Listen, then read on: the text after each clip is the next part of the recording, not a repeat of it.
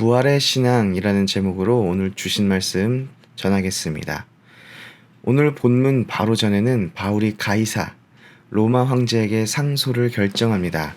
그리고 그 일이 있은 후 며칠 후에 아그리빠 왕과 버니게가 베스도를 찾아옵니다. 당시 유대는 로마에서 파견된 총독과 그리고 유대의 왕이 함께 유대를 다스리는 시스템이었습니다. 새로운 총독이 로마로부터 파견되었기 때문에 식민국가인 유대의 왕 아그리빠가 새로운 총독을 문안하러 찾아온 것입니다. 베스도가 총독으로 임명되어 보니 자신의 전임 총독인 벨릭스가 사울이라는 사람을 구류하고 있었습니다.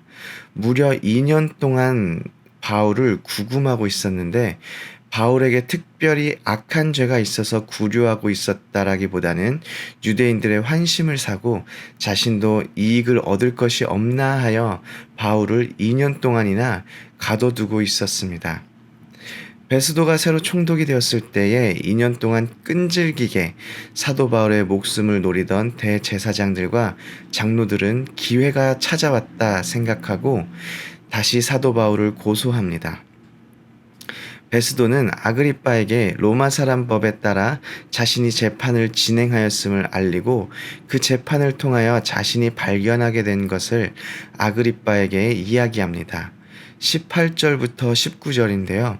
우선 18절을 보면 원고들이 베스도가 짐작하던 것 같은 악행의 혐의는 하나도 제시하지 못하였음을 말합니다.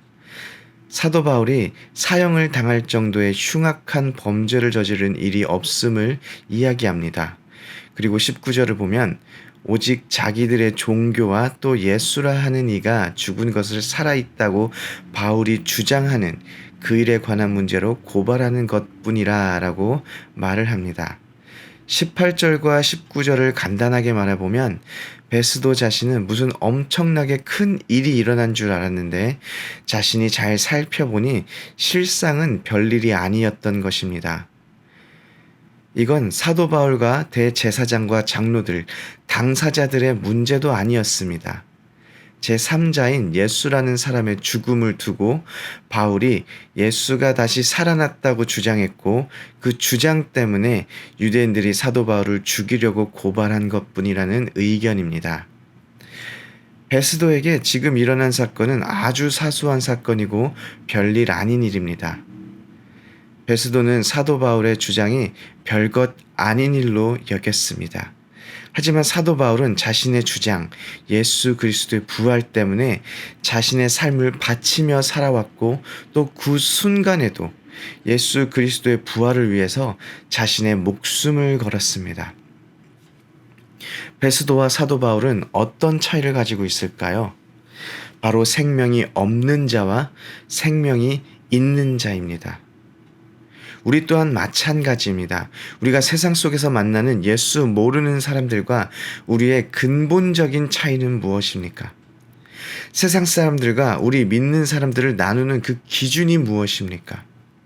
세상 사람들과 우리를 무엇을 통해 구분합니까? 바로 생명이 있는가, 생명이 없는가입니다.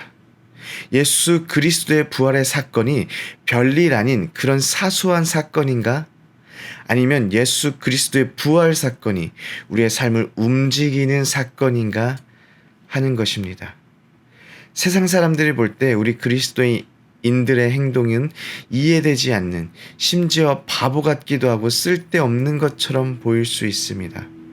월화수목금 혹 월화수목금토 열심히 일했으면 일요일에는 좀 쉬면서 부족한 잠도 자고 가보고 싶었던 곳을 여행하기도 하고 자신을 위해 시간을 사용해야 하는데 그리스도인들은 하루 쉬는 그 일요일에 아침 일찍 일어나서 교회에 쫓아갑니다.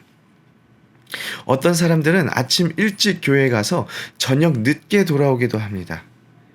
그냥 교회 갔다 오는 줄 알았는데 교회에 헌금도 합니다. 피땀 흘려가며 어렵게 번 돈을 11조라고 감사 헌금이라고 주정 헌금이라고 헌금도 왜 그렇게 종류가 많은지 그렇게 돈을 바치고 옵니다. 그런 쉬는 날을 즐기지도 않고 교회까지 가서 돈까지 낸 것도 모자라서 교회에서 봉사한다고 사서 고생합니다. 다른 사람을 섬겨주겠다고 사서 고생합니다. 그리고 일터에서는 어떻습니까? 살짝 모른 척하고 못 본 척하고 넘어가면 되는 일들을 그러지 못하고 사서 고생하기도 하고 손해를 보기도 합니다.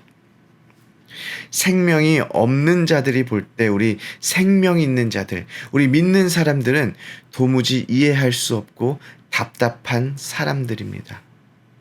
아마 베스도가 사도 바울을 볼 때 이와 비슷했을 것입니다.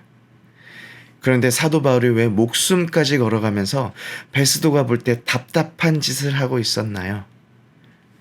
예수 그리스도의 부활이 그의 삶의 이유였기 때문입니다. 여러분들이 왜 세상 사람들이 이해할 수 없는 그런 답답한 그런 삶을 살아가고 있나요? 세상 사람들에게는 별 볼 일 없고 바보 같은 일이지만 우리 믿는 사람들에게는 예수 그리스도의 부활이 우리의 존재가 걸린 일이기 때문입니다. 부활하신 예수 그리스도가 우리의 삶을 움직이기 때문입니다. 우리의 최고 우선 가치가 바로 부활하신 예수 그리스도이시기 때문입니다. 그런데 이 시간 정말 진지하게 스스로에게 질문을 던져보길 원합니다. 부활하신 예수 그리스도가 정말 나의 삶을 움직입니까? 부활하신 예수 그리스도의 이 부활 사건이 나의 존재 자체가 걸린 사건입니까? 혹 예수 그리스도의 부활 사건이 아니더라도 세상 속에서 적당히 돈 잘 벌고 좋은 차 타고 다니기 때문에 지금의 삶에 적당히 만족하며 살아가고 있지는 않으십니까? 사탄의 전략 중에 하나는 크리스찬들이 교회를 가게 하는 것입니다. 아이러니하지 않습니까? 크리스찬들이 교회를 가게 하되 그곳에서 목적과 중심을 희미하게 만들어버리는 것입니다. 교회를 가게 하지만 예배를 드리게 하지만 그곳에서 부활하신 예수 그리스도를 보지 못하게 하는 것입니다. 교회에서 예배를 드리지만 부활하신 예수 그리스도가 예배의 중심이 되지 못하게 하는 것입니다. 오렌지 한인교회 모든 성도님들은 그 삶을 이끌고 삶의 중심이 다른 것이 아니라 부활하신 예수 그리스도이시기를 원합니다. 부활하신 예수 그리스도를 위해서 사도 바울은 자신의 모든 삶을 바쳤습니다. 부활하신 예수 그리스도가 우리 오렌지 한인교회 모든 성도님들의 삶의 이유가 되기를 원합니다.